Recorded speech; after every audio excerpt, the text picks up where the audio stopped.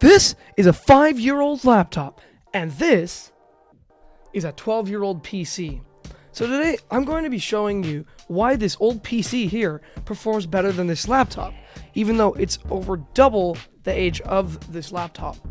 I'll go over the specifications of both machines, why the desktop is better, and some choice upgrades you can make to keep it going for the next few years. But without further ado, it's about time we take a look. So, first off, with the laptop here, we've got an HP 745G4 from 2017. This is a business laptop that was designed for office use. The smart card slot on the left side really gives that away. This model is equipped with an AMD Pro A10 8730B APU with up to 3.2 GHz clock speed and Radeon R5 graphics.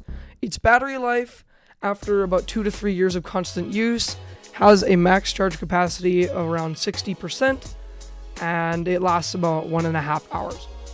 It's got 16 gigabytes of DDR4 PC4 1866 megatransfers per second RAM, and thermals are awful. This laptop immediately thermal throttles when I try to open anything, even such as a browser. Then, on this side, we have a custom-built PC from 2010. This break has an i7 2600K APU with a boost clock of 4.8 GHz and an Intel HD Graphics 3000 graphics chip inside.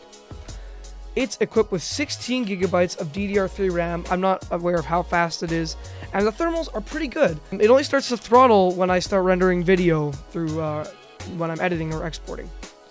Obviously, thermals would be better on this PC. I mean, just look at how beefy this case is. Heavy boy.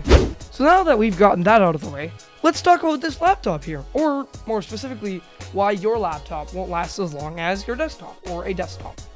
One of the major and first-hand concerns that you might realize early on with, let's say, a brand new laptop, is that these things feel like fire hazards from the beginning. Even this HP here, which has a nice side vent, outputs some serious heat, and the CPU is always warm, even right now when it's not doing anything. There's not a single time where cool air comes out of that side vent. And thanks to Apple, we've been pushing these really thin notebook-like laptops, which is a very, very desirable form factor, but as you can see here, the components and processors just really aren't meant for a space this small, and this is a thicker model. This isn't even as thin as some get. That to me is something that really turns me away, and if it was up to me, I would always be using a PC because these laptops just aren't going to cut it. But maybe thermals aren't a concern for you, and most of the time they aren't a concern for me either. I use this thing at school every day and it gets hot. I still use it. So why does your laptop always need to be upgraded?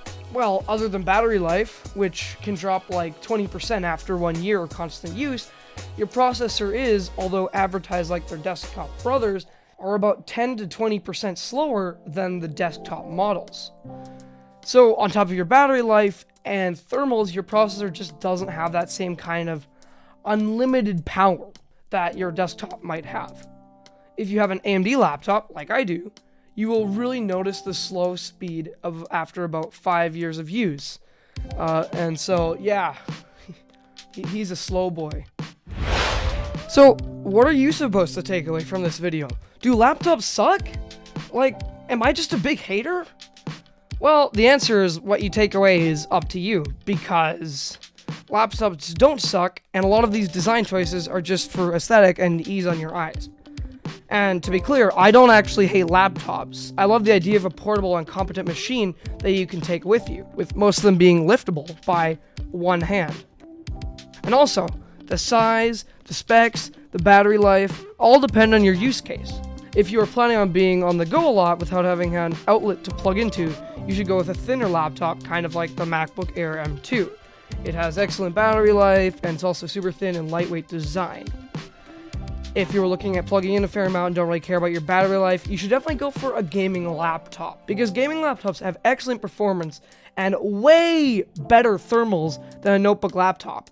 And one of the key features that gives that away is if the back of the laptop behind the screen has an extension that's solely for thermals there. And that's really good. That's to help the heat dissipate easier. Now, if you are planning on never moving your system and you don't need to work on the go, go for a desktop PC. Thermals are great, performance is unmatched, and your device will last you at least a decade if you get a pretty good one. This PC here is 2 years younger than me. I'm 2 years older than this PC here. Remember how I talked about choice upgrades earlier? Well, right now, I'm going to show you one that I have been using for a while. This is a GTX 1050 Ti GPU that I use in this computer here. It's a $100 drop-in upgrade, and with that you get way better game performance, and you also get DirectX 12, which is something I didn't have before this because the CPU is about 12 years old. Now I can use this PC for another 5 years without needing to upgrade. To see my phone review of the Galaxy Folder 2, which was a 2017 flip phone, that video is here. My name is Karsten, this is TechBox, and I'll catch you all in the next one.